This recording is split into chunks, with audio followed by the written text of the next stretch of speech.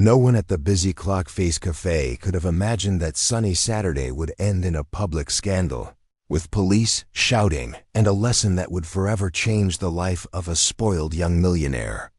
But that is exactly what happened. Thomas, a self-made millionaire, was sitting with his son Luke at one of the outdoor tables. Known for his fortune in the tech industry, Thomas had been making millions from a young age. His digital security software company dominated the market, serving large corporations and governments. He was respected and feared in the business world, a real corporate shark. But despite his financial success, Thomas had a daily worry: his son's behavior. Luke, who had just turned 18, was a truly spoiled kid. Raised around luxury cars, international trips, and exclusive parties, the young man seemed more and more indifferent to the real world. Not just indifferent, but even disdainful. He didn't respect people around him, whether it was a waiter, a driver, a teacher, or a stranger on the street. Unaware of life's struggles, he saw everyone as beneath him, unworthy of his attention. A spoiled kid who judged the world from above. Trapped in a bubble of privilege and arrogance, Thomas knew he was responsible for this. He realized he had made mistakes raising a son so spoiled, and he knew he had to act. That day, he insisted they have lunch together. It wasn't just an invitation. It was an attempt to reconnect.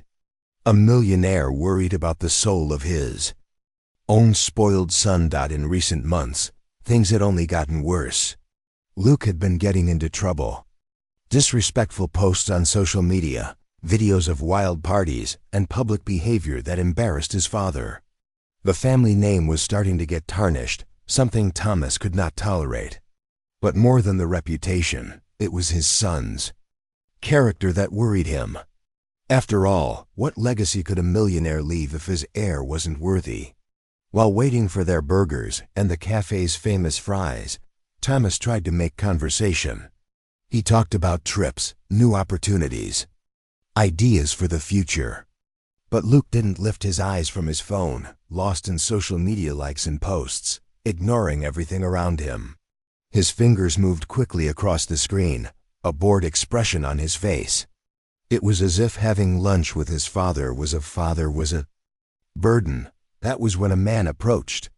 He wore old clothes, his face marked with premature wrinkles and tired eyes that only someone who lived on the streets could have. A homeless man, but with a surprising sense of dignity. He walked with measured steps, knowing his worth in the eyes of others. He hesitated, took a deep breath, and in a polite voice asked, "Excuse me, sir, could I have some of your fries?" The simple and honest request caught Thomas off guard. Before he could answer, his spoiled son looked up from his phone and, with a scornful look, said, "Fries? You've got to be kidding." But Thomas, a kind-hearted man, quickly stepped in to break the tension. "Yes, my friend, you can have some. Don't worry, please." But Luke wasn't done. With a sharp move, he pushed the plate away and gave the man a cold look. "Keep your hands off. These are my fries." Thomas was shocked by his son's reaction. He had hoped Luke would show at least a little empathy. But the spoiled young millionaire just showed more disrespect. "Luke, what are you doing? There's nothing wrong with helping someone in need." "Dad, what kind of man goes around asking for leftover food? He doesn't deserve any respect." "He's worthless," the spoiled son replied, without a hint of shame. Homeless man stepped back, clearly uncomfortable. With humility, he said, "I'm sorry for the trouble. I should go." Thomas, embarrassed by his son's attitude, quickly stood up. "No, please stay. I insist, take some." The man hesitated, but before he could react, Luke acted even more cruelly. He grabbed a handful of fries and threw them at the man's chest. "Here, take them, since you like leftovers so much." The cafe fell silent. People turned to watch. Conversations stopped, waiters froze. It was impossible to ignore such a public humiliation. Thomas, ashamed, grabbed his son's arm firmly. "Enough, Luke. That was shameful." The homeless man lowered his head, holding back the humiliation. His breathing was heavy, his eyes full of resignation. "I'm sorry for this, my friend. That wasn't right. Please take this burger. I'll order another one, and I'm sorry for my son's behavior. It's all right. I'm used to this. Thank you for the kindness. God bless you," the man replied with a calm voice, so different from the cruelty he had just suffered. But Luke, the spoiled young millionaire, wasn't finished. He spoke loudly enough for everyone to hear. "Helping people like that is a waste of time. They just take advantage." Thomas closed his eyes for a moment. The situation was out of control. This wasn't just rude behavior, it was a reflection of his son's character, which Thomas knew he had helped shape. And for a man who had worked hard for everything he had, that was unacceptable. At that moment, Thomas made a decision. Luke needed a lesson, one he would never forget. Something no elite school or moral speech could teach him. The spoiled son needed to feel, to live the consequences of looking down on another human being. Neither the arrogant spoiled son, nor the worried millionaire father, nor the other customers watching from a distance could know that this day at the Clock Face Café would be the start of a transformation no one would ever forget. Thomas straightened his jacket, gave his son a serious look, and without saying another word, ordered another burger. The homeless man slowly walked away with the burger in hand, trying to keep what dignity he had left. But inside Thomas, something had already shifted. That scene would not end there. The real lesson was still to come. And the story of the millionaire, his spoiled son, and one simple request for fries had only just begun. To those watching from the outside, the man who approached Thomas and Luke was just another homeless person wandering the city streets. His worn clothes, tired face, and unshaven beard left no doubt about his situation. But behind that rough appearance was a life story no one there could have imagined. His name was Samuel. He was 54 years old, but looked older. Every wrinkle on his face, every downward glance carried the weight of hard years, lost battles, and a pride that, though shaken, still remained. Samuel hadn't always been a homeless man. There was a time when he sat in nice restaurants, wore fine suits, and closed business deals. A time that now felt like another life. Before everything fell apart, Samuel worked in construction. He was an engineer, specializing in large projects. He had once been respected in the industry. He worked for one of the biggest construction companies in the state, leading teams, visiting sites in different cities, and living comfortably with his wife and young son. Life looked promising. But life, with its cruel surprises, often turns in unexpected ways. When the economy crashed, construction was one of the hardest hit sectors. Projects were canceled, companies closed down, and in just a few months, Samuel found himself unemployed. At first, he thought it would be temporary. A man with his skills wouldn't be out of work for long. But months passed, and no new jobs came. Financial stress soon followed. His savings ran out, the bills piled up. To make things worse, his marriage, already strained by his long work absences, collapsed under the pressure. His wife left him, taking their son. Samuel sank into loneliness and despair. He tried to fight back, looking for work in other fields, doing odd jobs, but nothing worked. Little by little, he lost everything: the apartment, his belongings, his dignity. Friends who once called stopped. Family drifted away. Before he realized it, Samuel had nowhere to live. The streets became his home. At first he resisted, trying to keep up appearances and hope. But life on the streets takes a toll. Cold nights, looks of contempt. The daily fight for food and shelter wore down what pride he had left. Even so, Samuel never gave in completely to despair. He kept a discipline that many others didn't. He didn't drink, didn't cause trouble. Deep inside, he still hoped, even if faintly, to rebuild his life someday. That Saturday morning, like so many others, started early for Samuel. He woke up in a sheltered corner of an abandoned building, carefully folded the old blanket he used, and went out in search of something to eat. The little money he had came from odd jobs, helping with moves, washing cars, carrying boxes at the market. Every cent mattered. When he passed the Clock Face Café, the smell of fries and burgers caught his attention. The scent, so normal for most people, triggered sharp hunger in him. He hadn't had a hot meal in days. He thought about moving on, but something made him stop. He looked at the tables and spotted Thomas and Luke. The scene caught his eye, a well-dressed man and his spoiled son. Something in Thomas's posture seemed different. Maybe it was the kind look in his eyes or how he spoke to his son. Samuel decided to push past the shame and approach. He wasn't begging or looking for pity. He just wanted something simple to ease his hunger. Taking a deep breath, in a polite voice, he asked, "Excuse me, sir. Could I have some of your fries?" The arrogant look from Luke didn't surprise him. He knew that look well. But Thomas's kindness was unexpected. The polite refusal from one, and the acceptance from the other. And then came the public humiliation that followed. When the fries were thrown at him, something inside Samuel hurt. It wasn't just his chest that was hit, but his pride. Even so, he held himself back. This wasn't the first time he'd been treated with such contempt. He knew reacting would only make things worse. Yet, when the millionaire, a man of wealth, apologized and offered him a burger, something sparked inside him. A small sign of humanity and mutual respect. Even humiliated, he thanked him. "Thank you for your kindness. God bless you." Samuel had no idea that this chance meeting with the millionaire and his spoiled son was far from over. Behind the scene, a new story was beginning. One that would change the lives of everyone involved, especially his own.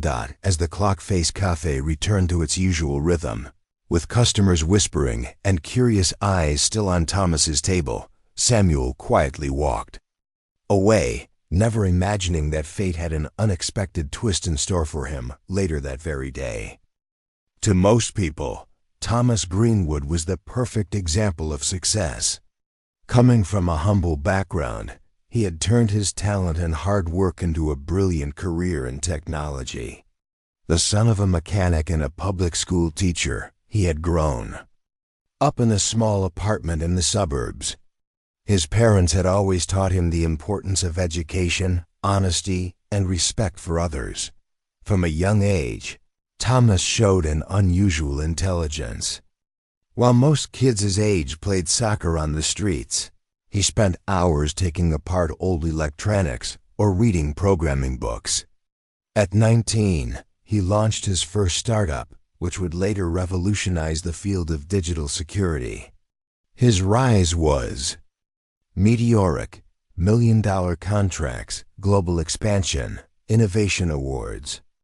Before the age of 30, Thomas was a respected millionaire and a leader in his field. With financial success came mansions, luxury cars, and access to an exclusive social circle. But despite all this, Thomas never lost touch with his roots.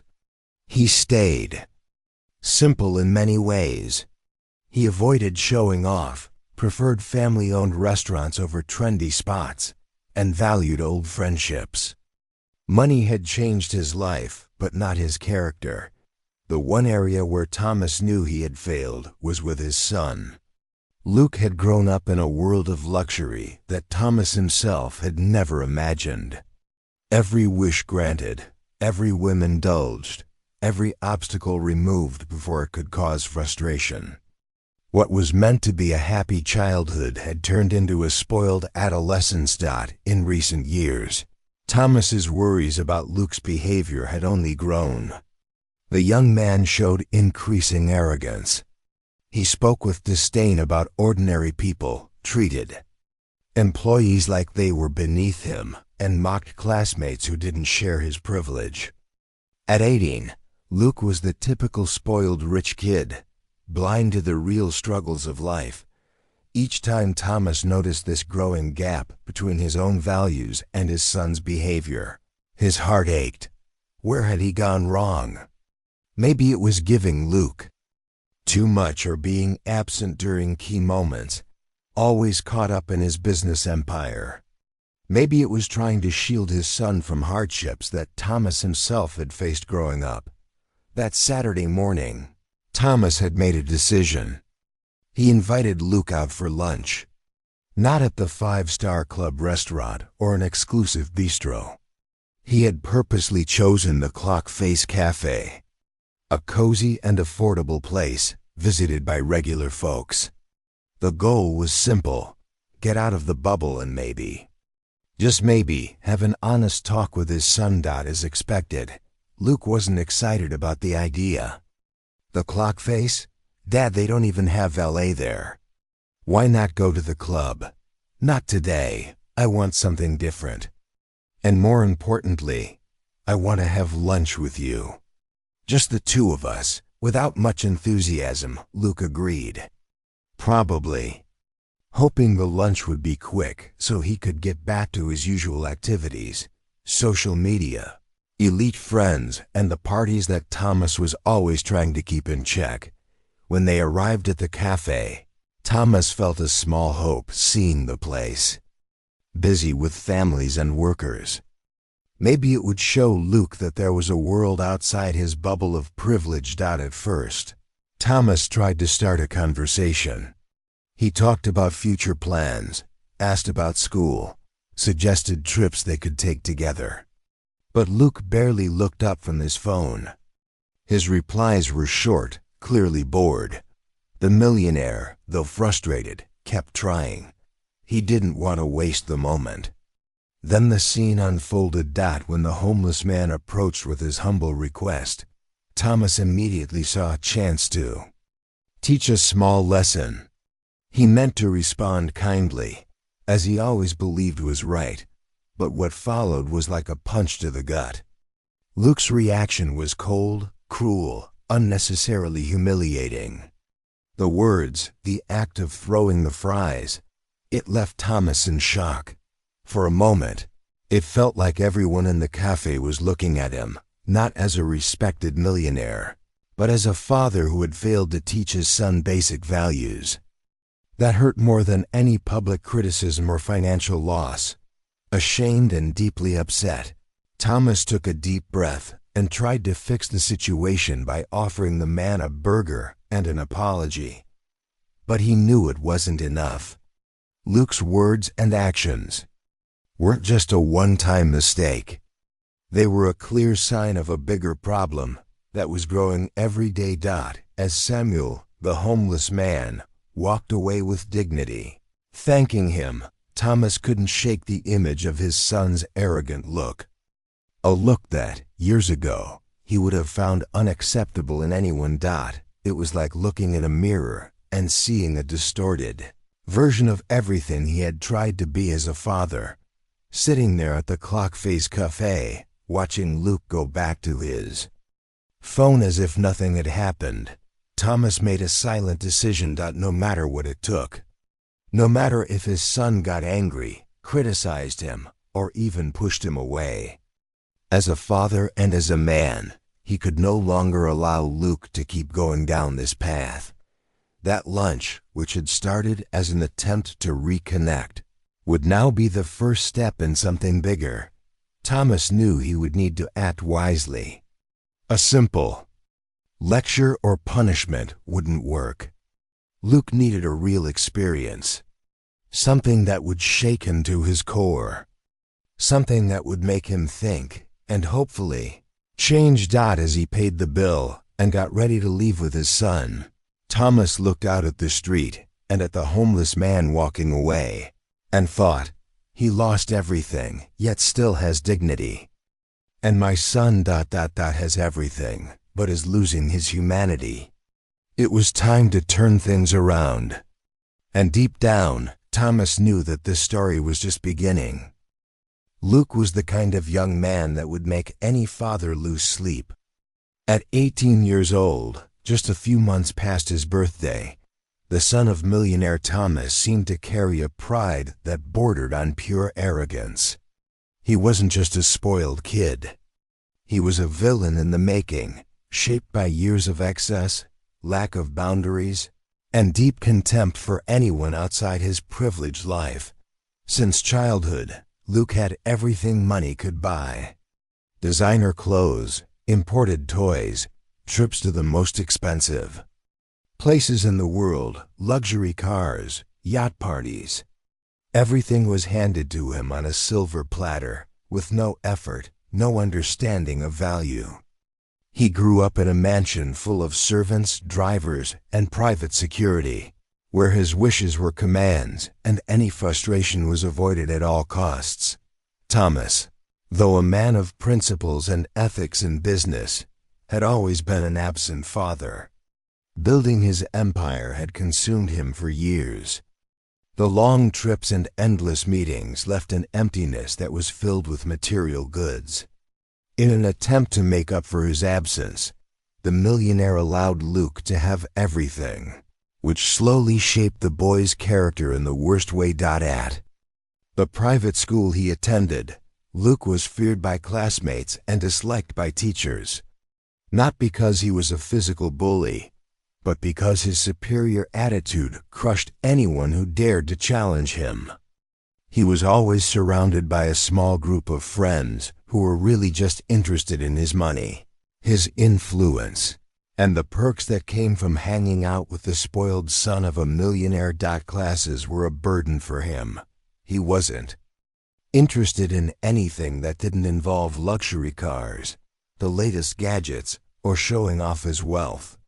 He disrespected teachers, mocked less fortunate classmates, and always made sure to flaunt his status. He was the type of kid who would show up at an event wearing a watch that cost more than a teacher's annual salary. Not because he appreciated the watch itself, but because he liked making others feel beneath him. Deep down, Luke didn't know empathy. To him, people who struggled were inferior by nature. He had no patience for stories of hardship or success against the odds. He believed that if someone was poor, it was because they wanted to be, because they didn't work hard enough, or because they just weren't capable.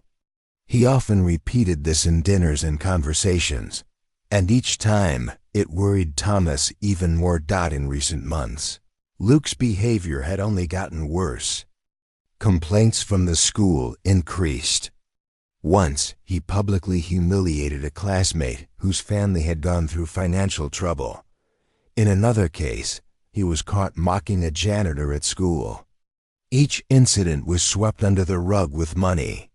Thomas used his influence and connections to keep things from hitting the media or turning into bigger scandals. But deep down, the millionaire knew the problem ran deeper. Luke was becoming a young man incapable of compassion. And Thomas blamed himself. That's why he knew he had to do something. He couldn't stay silent while his own son turned into a villain. The night before, he had spent hours thinking. Talking wasn't enough anymore. Simple punishments wouldn't work. Luke needed to be faced with a reality he had always avoided. He needed to be exposed to a world beyond the marble walls of the mansion. That Saturday morning, Thomas came up with an idea. He invited Luke for a casual lunch. He didn't explain his intentions. He simply said, "Luke, today I want to have lunch with you, just the two of us." The boy, bored, sighed and replied, "Seriously, Dad? Can't you find someone else to do this?" But Thomas insisted. Something in his voice made it clear that this wasn't an invitation, it was a demand. Reluctantly, Luke agreed. And so they headed to Café Clock Face, a well-known restaurant in the city, but not one of the most exclusive. Thomas had chosen it on purpose. He wanted to pull his son out of his usual environment, away from all the luxury. During the ride, Luke kept his eyes glued to his phone. He talked about a friend's recent trip to Dubai, about a new car he had to have, and mocked a social media post from a classmate who was pretending to be poor. Thomas listened in silence, feeling a growing pain in his chest. With each word, he became more certain that he had failed as a father. They sat at an outdoor table. Luke immediately pulled out his phone again, diving into pointless videos and comments. He barely noticed that his father was trying to start a conversation. Patiently, Thomas kept trying to connect, but the spoiled son stayed in his little world of shallow distractions. That was when Samuel approached. And that was when Luke's true nature came out. When the homeless man made his humble request, Luke didn't just react with disdain. He reacted with cruelty, first with words, then with the violent act of throwing fries. To him, Samuel wasn't even human. He was a nuisance, a stain on his perfect world. The words that followed, "These people don't deserve respect. They only take advantage," weren't said in the heat of the moment. They were deep beliefs, the reflection of a life without limits, without real experiences, without contact with the struggles and dignity of regular people. Thomas, ashamed, was in shock. His son's behavior, so public and so cruel, was a wake-up call. He couldn't ignore it anymore. Right there, in front of dozens of disapproving eyes, he realized he had to act. Talking wasn't enough. Luke needed a real lesson, a reality check that would shatter his arrogance. The millionaire father looked at his spoiled son with a mix of anger and sadness. It was time for a hard, but necessary decision. That day, Thomas decided he would no longer shield Luke from his actions. If life needed to teach his son a hard lesson, so be it. He would no longer buy silence, no longer cover up scandals, because in that moment, more than a millionaire or a successful businessman, he wanted to be a father. A father who, even late, still believed he could save the spoiled son sitting in front of him. Little did they know that what was about to happen, right there at Café Clock Face, would be much more than a simple lunch. It would be a turning point. A day neither of them would ever forget. Thomas was not a naive man. He had built his fortune by facing the toughest challenges in the business world. He knew how to spot opportunities, risks, and above all, when it was time to take action. And that Saturday, more than ever, he knew he had to make a move that would break the comfortable routine of his life. He could no longer ignore his son's behavior. Luke was becoming not just a spoiled young man, but someone unable to connect with any kind of empathy. The stories he heard from school, the comments from the few true friends they had left, and especially what he witnessed at home in every conversation. In every look of disdain Luke gave to people he thought were beneath him, weighed on Thomas like a burden he could no longer bear. The night before, while going over some reports in the quiet study of his mansion, his thoughts kept returning to the same question. How had he let his son reach this point? There was a quiet guilt in his heart. He knew he had been an absent father for too long. The endless business trips, the countless meetings, the relentless drive for more success and more fortune, all of it had pulled him away from Luke during the most important years of his childhood and teenage life. And when he tried to make up for that absence with expensive gifts and extreme permissiveness, he thought he was being a good father. Now he saw that all he had done was feed a monster of arrogance and insensitivity. Luke needed limits. He needed a reality check. And he needed it now. There was no more time to waste. With that in mind, Thomas woke up that morning. He decided to cancel all his appointments. The meetings, the investor calls, the invitations to exclusive events. None of that mattered now. This morning was going to be about his son, and he would do whatever it took to finally reach the heart of this spoiled young man who, despite everything, was still his son. When he came downstairs for breakfast, he found Luke, as usual, lying lazily on the living room sofa, phone in hand, eyes glued to shallow videos and profiles showing off wealth. "Good morning, Luke. I want to have lunch with you today. Just the two of us." The young man didn't even look up from his screen. He answered with disdain, "Really, Dad? Today of all days? Can't you get someone else to do this?" "I'm watching some videos here." Thomas took a deep breath.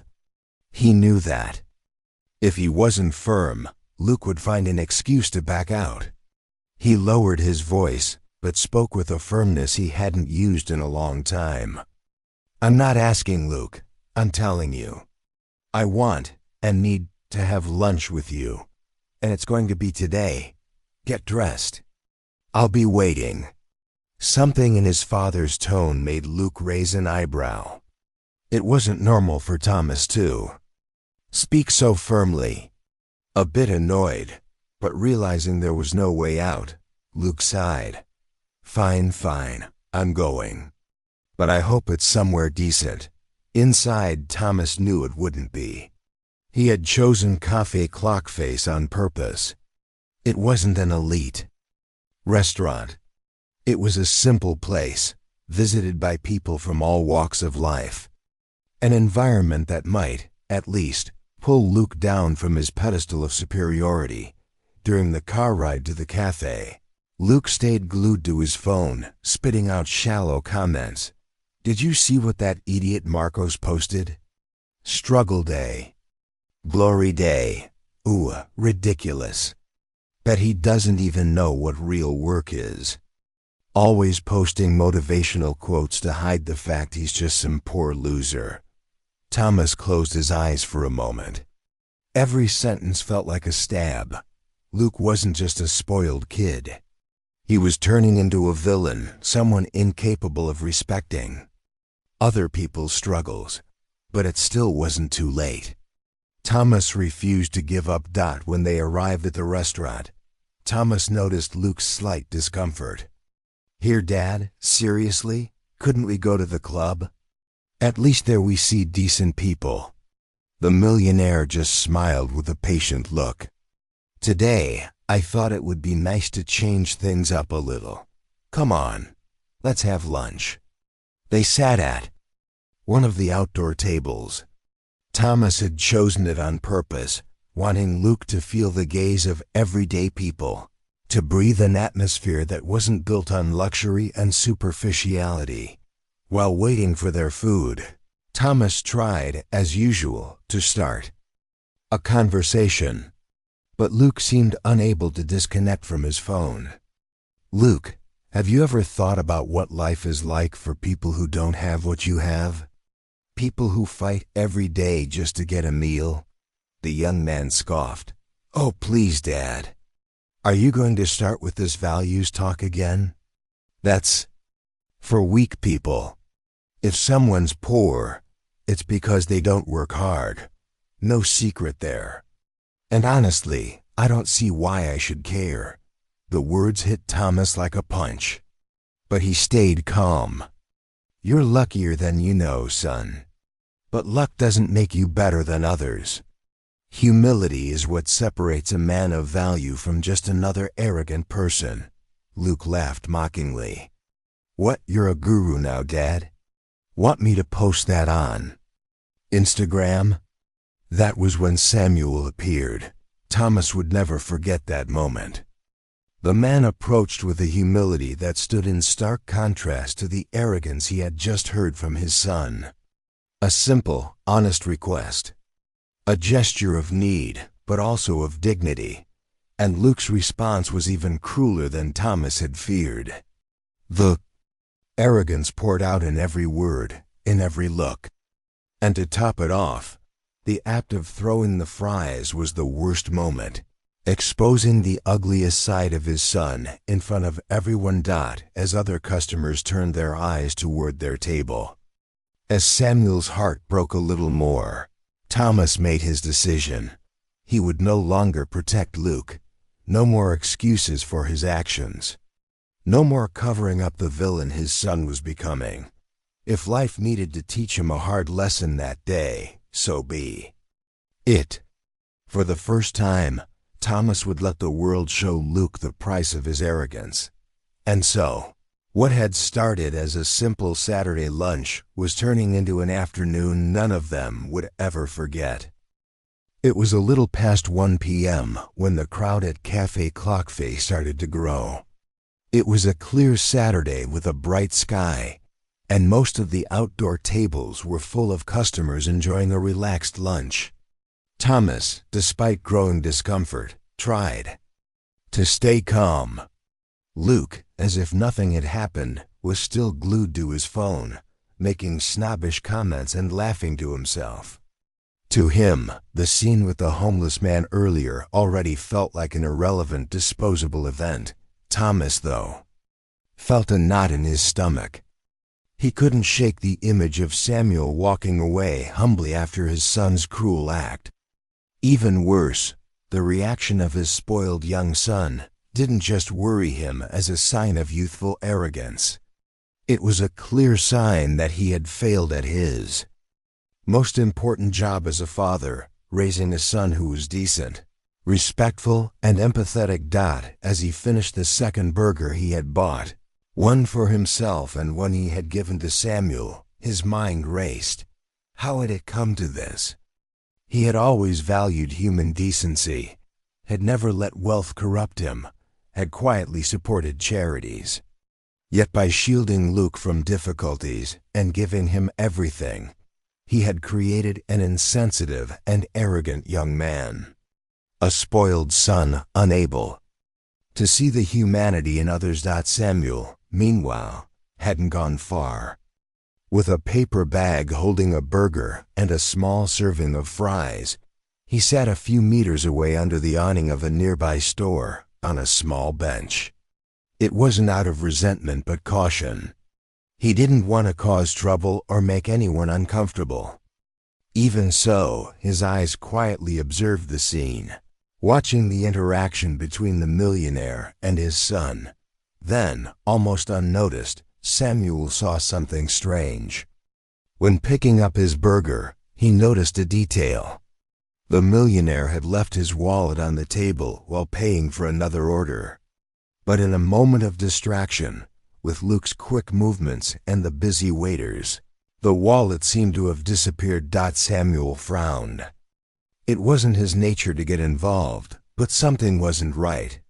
While deciding if he should warn Thomas, he saw Luke suddenly stand up, pushing his chair back. With a fake surprised look, he exclaimed, "Dad, where's your wallet?" Thomas, still distracted, quickly checked his pockets and the table. It wasn't there. He looked around. In a second, he realized the seriousness of the situation. His wallet was gone. Instinctively, he glanced at Samuel. Not out of suspicion. On the contrary, the man's humble image and respectful attitude didn't match such an act. It was just that Samuel had been the only one who had come close to their table. Luke didn't hesitate to point. "It was that bum, Dad. I bet he grabbed your wallet while you were distracted." Luke's tone caught the attention of other customers. Murmurs started. Eyes turned to Samuel, still sitting on the bench, his food bag untouched on his lap. Samuel's face tensed. He had done nothing, but he already knew what was coming. Seeing his spoiled son's accusatory look, Thomas stood up firmly. "Luke, wait. Don't accuse someone without proof." But Luke, fired up by his own arrogance and an unconscious desire to shift blame from what he had done minutes earlier, raised his voice. "Somebody needs to call the cops. We're not letting this thief get away." Without waiting for his father, Luke pulled out his phone and loudly announced, "Hello, Police? I'm at Cafe Clock Face. There's a thief here. He stole my dad's wallet. Please come quickly. In just a few minutes, the tension at the cafe was thick. Samuel stayed still, not trying to run. He kept his hands visible, his face serious but calm. He knew that making any sudden move would only make things worse. Thomas, once again embarrassed by his son's behavior, leaned toward Samuel and said quietly, "Samuel, I'm sorry about this. I know you didn't do this. But with the police, on the way, we'll need to sort this out." Samuel simply nodded, resigned. He had faced worse humiliations. But today, he sensed this could turn even crueler. Soon after, a police car arrived. 2 officers got out and approached the group. The older one, Sergeant Ramos, an experienced man, quickly picked up on the tense atmosphere. "Sir, we received a report of theft. Could you explain what happened?" Before Thomas could speak, Luke jumped in. "It was that bum. He stole my dad's wallet. I saw it." The sergeant raised an eyebrow, giving the situation a skeptical look. He didn't like these kinds of cases, rich people pointing fingers at the weak with no real proof. Thomas stepped in. "Officer, I didn't see anything. My wallet is missing, yes, but I don't believe this man took it. It's a misunderstanding. And if possible, I'd rather resolve this without harming him." But Luke kept going. "Dad, he's just pretending. You're really going to defend this thief?" Trying to keep order, the sergeant approached Samuel. "Sir, would you please empty your pockets?" Samuel slowly stood up. Calmly, he turned out the pockets of his coat and pants. There was nothing but a worn handkerchief and some old papers. His food bag was still closed. The sergeant did a quick check and confirmed there was no sign of the wallet. Turning to Thomas, Ramos said, "Sir, we didn't find anything. I can't arrest someone without proof." But Luke kept insisting, his face red with anger. He must have hidden it. Maybe outside, or passed it to an accomplice. That's what they do, Dad. Don't you get it? Growing impatient, the sergeant sighed and spoke to Thomas. "Sir, I suggest you check again. Many times wallets just fall on the ground or get left behind. If you find anything new, let us know." Before leaving, though, Thomas had a sudden thought. He remembered that before leaving the car, Luke had been playing with the wallet. It was a habit of his spoiled son. He often took money from his father without asking. Suddenly, an uncomfortable thought came to him. Calmly, he looked at Luke and said, "Son, empty your pockets. Now." Luke's smile faded. Trying to act cool, he said, "Dad, you can't be serious. You're going to embarrass me here?" But Thomas was firm, giving him a hard father's stare. "Luke, now." Reluctantly, Luke shoved his hands into his jacket pockets. In a quick move, he tried to slip something into the inner pocket, but it was too late. Thomas Swift grabbed his son's hand and pulled out his own wallet. The shock was instant. All eyes turned to Luke. The sergeant crossed his arms.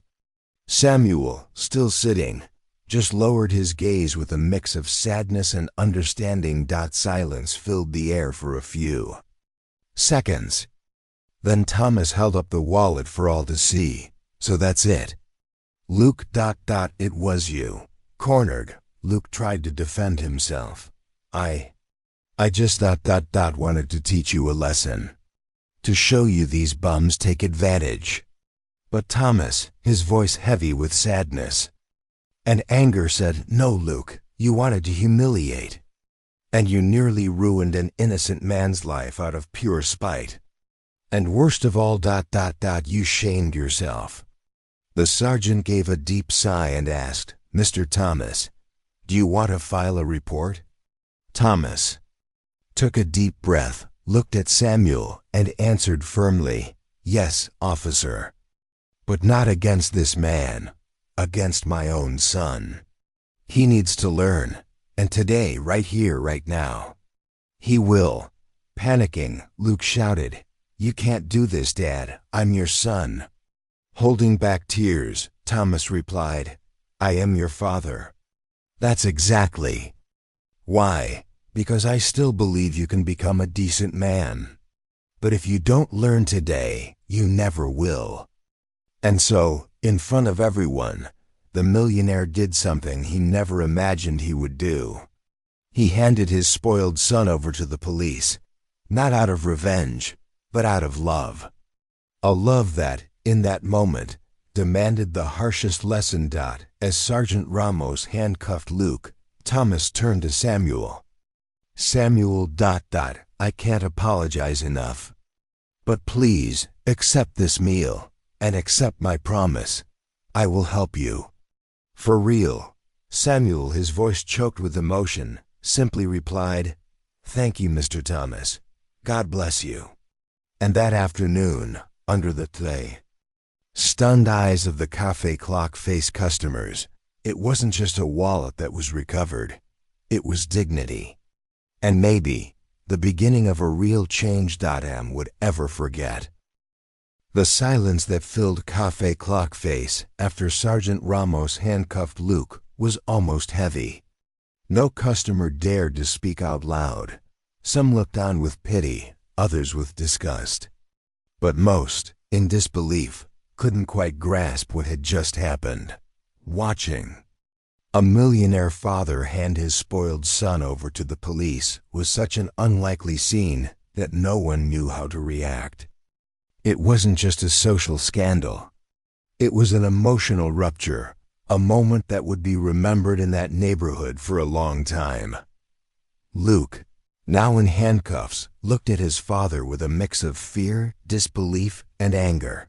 "Dad, you can't be serious," he said in a shaky voice. "All this over some homeless guy?" Thomas didn't answer right away. His face, which once showed confidence and control, now looked deeply tired. The weight of years of mistakes and neglect. The look he gave. His son was full of sadness, but also determination. "It's not about some homeless guy, Luke," he answered firmly. "It's about who you've become. And the man I, as your father, allowed you to become." The words were harsh and final. Luke tried to argue, but "I'm your son. You're really sending me to jail over this old man." Thomas took a deep breath. Deep down, this was one of the hardest moments of his life. But he knew, if he didn't stand firm now, he would lose the only chance to save his son. "Exactly because you are my son, Luke, and because I love you, I won't protect your mistakes. If you don't learn to respect others today, you never will, and the world out there, it won't forgive you for not learning in time." Luke tried to give a cynical smile, but his eyes were wet with tears. He was no longer facing the indulgent father who always excused his faults. For the first time, he saw a man who wouldn't waver. Sergeant Ramos, a seasoned officer, watched the scene with respect. In his long career, he had seen few fathers with such moral courage. He approached Thomas. "Mr. Thomas, can I take him now? If you want to follow us to the station to file the report." Thomas nodded. He turned to Samuel, who watched everything with a mix of humility and sadness. The homeless man, a man of few words, knew this moment went beyond any humiliation he had ever faced. Thomas walked over to Samuel and placed a respectful hand on his shoulder. "Samuel, I don't know how to apologize enough, but please, let me do something for you. After we settle this, I want to help you. I want you to know that you are an honorable man. Today you taught me more than years of success ever could. Samuel, eyes welling up, replied quietly, Mr. Thomas, you owe me nothing. But if you want to help your son. He can still learn. I've met people who never did. But he still has a chance. Those words touched Thomas even more. Coming from a man who had just been falsely accused, it showed a rare greatness of spirit. The sergeant made a gesture. Let's go.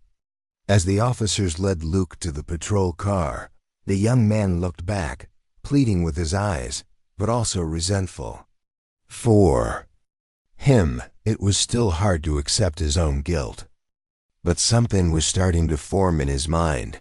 For the first time in his life, his father was no longer his unconditional protector. He was a just man. A real father. The cafe customers watched in silence. Some even stood and clapped quietly. Not because of the boy's misfortune, but for the millionaire's courage to do the right thing. Outside, as Luke was placed in the back seat of the patrol car, Thomas stood still. He took a deep breath, feeling the weight of the moment.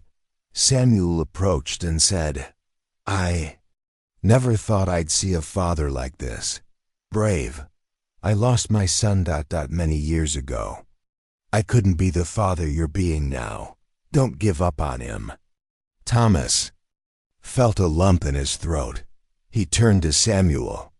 I won't give up, Samuel, but he needs to understand, if not now, maybe never. Thank you for your words. The sergeant signaled to Thomas. If you'd like, you can follow the patrol car to the station. Thomas nodded. Before leaving, he turned again to Samuel. Samuel later, I want you to come to my office. I want to give you a fresh start. You have my word. But for now, take care. And thank you, again. Samuel simply bowed his head respectfully. When the patrol car left with Luke, and Thomas followed in his own car, a new silence settled over the cafe. But for everyone who had witnessed that scene, something had changed. It wasn't just another case of youthful arrogance. It was a public lesson. A rare moment of truth, justice, and redemption. Hours later, at the police station, Thomas filed the report. But when speaking to the officer in charge, he was clear. I don't want to harm my son more than needed. I want him to spend enough time here to reflect. But I want him to know he will have my support if he's willing to change. The officer, also a father, understood. I get it, Mr. Thomas. We'll handle this responsibly. Your son will spend the night here. Sometimes, that's all a young man needs to wake up. As Luke was taken to the cell, with no special treatment, no privileges, for the first time he truly felt the weight of consequences. No more private security, no fancy parties. Just cold walls and lonely time to think. The next morning, Thomas returned to the station. He asked to see Luke. When the young man was brought into the visiting room, his face was different. Gone was the arrogant look. In its place, a tired, vulnerable expression. Thomas sat across from his son, looked him in the eyes, and spoke calmly. Luke. You have a chance to change. But it's your choice. I'll be here if you decide to be a better man. But I will never again excuse your mistakes. This is goodbye. To that permissive father, if you want my respect, you'll have to earn it. Luke, eyes full of tears, only nodded. Dad. I don't know what to say. I messed up. It was a start. A small but important step. And when Thomas left the station that sunny Sunday, he took a deep breath. He knew there was still a long road ahead.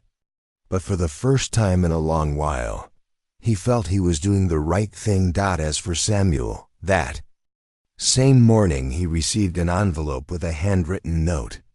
Samuel, I look forward to seeing you at my office. It's time for a new beginning. With respect, Thomas. That story, which began with a simple request for fries, had changed not just the fate of a spoiled young millionaire, but also the life of a man forgotten on the streets.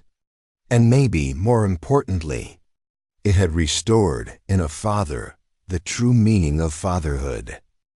The hours that followed Luke's arrest were the hardest Thomas had ever faced as a father. He returned home without his son and without the usual pride he carried in his accomplishments.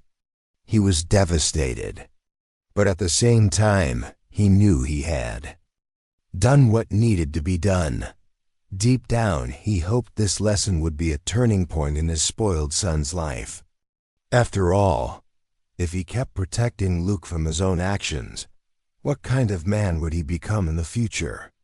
A wealthy, arrogant, and heartless monster, or a man with character and integrity? For Thomas, it was time to stop being the complacent millionaire who always said yes to everything, and finally be a real father. When he got home that night, he couldn't sleep. Samuel's words echoed in his mind. None of us is immune to poverty, not even the best of us. How could a man in that condition hold such dignity, while his own son, a young man with everything in life, revealed such a deep moral emptiness? It was a painful question, but one Thomas knew he had to face. During that sleepless night, Thomas made a new decision. He wouldn't let this be a one-time lesson. The episode at Café Clock Face would be the start of something bigger. He wanted to turn this into a chance for Luke to learn, and also for Samuel to rebuild his life. At dawn, he called his lawyer and the director of the Thomas and Son Foundation, created to support the homeless and reintegration projects. Though the foundation had existed for years, Thomas had mostly used it as a corporate social responsibility project, without much personal involvement. But now it was different. He was committed. He wanted to make sure Samuel had a real chance to change his life. Around 8 in the morning, he got a call from the officer. Luke would be released on bail paid by Thomas. But the officer warned him, "Mr. Thomas, your son spent the night in a cell with men he never thought he'd meet. It wasn't easy for him, but I can say he left here different than when he came in." Thomas thanked him and went in person to pick up his son. When Luke walked out of the station, he looked at his father with a mix of anger, shame, and confusion. He didn't say a word during the entire ride back home. At the mansion, Thomas asked him to sit down and talk. The father, surprisingly calm, spoke. "Luke, I'm not going to give you a lecture. You already know why we were here. And you also know what I expect from you. Not as a millionaire, not as a businessman. As your father. My biggest fear was that you would grow up thinking money could buy everything. But there's one thing no amount of gold can buy: character." Luke stayed silent, but his eyes, red from exhaustion and emotion, showed that his father's words were sinking in. After a long pause, Thomas concluded, "You won't forget this day. And neither will I, but now, son, we have to look ahead. You will have to earn back my respect and the respect of the people you hurt. And I'll be here to help you, but not to protect you again. If you want to be treated like a man, you'll have to act like one." Luke nodded slightly. There was no more arrogance in his expression. For the first time in a long time, he looked like a scared, vulnerable young man, starting to see the world with new eyes. Meanwhile, Thomas followed through on his plan for Samuel. He personally called the man who was surprised. He never imagined the millionaire would remember him after the incident. Samuel, it's Thomas. I'd like to invite you to talk.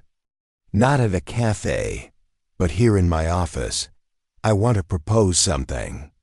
Hesitant but curious, Samuel agreed. 2 days later he was there, sitting across from the millionaire. But this time, not as a homeless man asking for food, but as a man with a dignified past and a future to rebuild. Thomas got straight to the point. Samuel, I know you're not what people see when they look at your clothes. I know you were an engineer, a respectable man. No one chooses to live on the streets. I want to offer you a chance, a job at our foundation. And more than that, I want to guarantee you a decent place to live so you can rebuild your life with dignity. Samuel moved, tried to reply, but words failed him. Don't worry, Thomas continued. This isn't charity, you deserve it. And honestly, the ones who need this the most are me, and my son.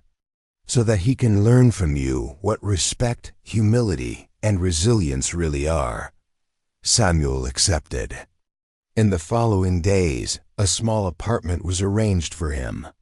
New clothes, a medical checkup, and a position as a coordinator for one of the foundation's projects. Slowly, he was reconnecting with the world he had been forced to leave behind. But the most surprising part was yet to come. A few months later, on an autumn afternoon, Café Clock Face was full, as usual. But that afternoon, an unusual scene caught the attention of some customers. At an outside table sat Thomas and Luke, father and son. But the mood between them was different. They were talking calmly. Luke, with a more mature look, was actively engaged in the conversation. He looked visibly changed. The designer clothes were still there, but the air of superiority was gone. As they talked, Samuel arrived. Well-dressed, in a simple but elegant blazer, carrying a leather briefcase. He walked confidently. When he saw Thomas, he smiled warmly. Mr. Thomas, he greeted, shaking his hand warmly. Samuel, it's great to see you, replied the millionaire. Luke, a bit embarrassed, stood up and extended his hand. Mr. Samuel, I want to apologize again.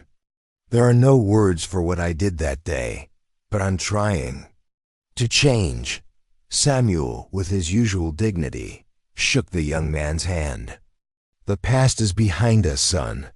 What matters is who you will become from now on. They talked for a bit.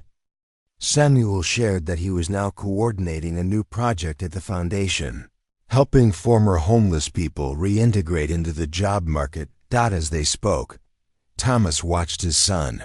He was no longer the same spoiled young man. He still had a long way to go, but the change had begun. As they said their goodbyes, Samuel looked at Thomas and said, Mr. Thomas, I never imagined my life would change so much. And all because of a plate of fries. Thomas smiled and replied, Sometimes, Samuel, God uses the simplest things to teach us the greatest lessons. Luke grew thoughtful. That night on their way home, Luke turned to his father and said, double quotes, Dad. Thank you for not giving up on me. Thomas, emotional, placed a hand on his son's shoulder. I will never give up on you, son. But remember, the responsibility of being a true man. That's all on you. And so, a story that began with an unexpected request became, in the lives of these three men, an eternal lesson in humanity, respect, and transformation.